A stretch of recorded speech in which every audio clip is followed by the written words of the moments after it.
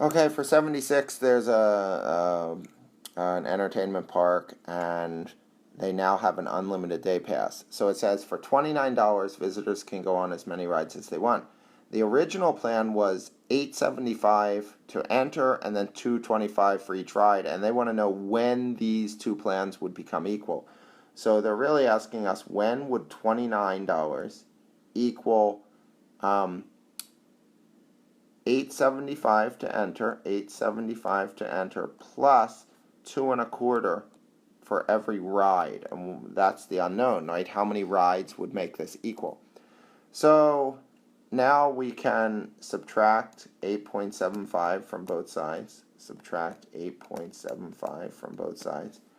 29 minus 8.75 is 20.25 equals 2.25x.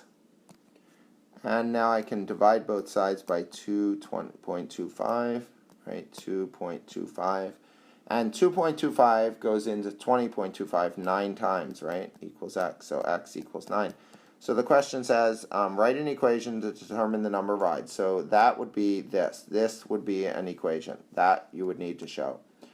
Then it says, how many...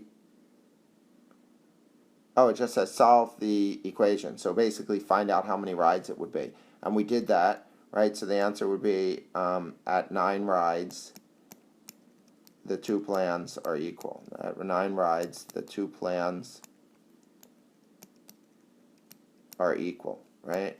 Because it would cost $29 using both plans if you went on 9 rides.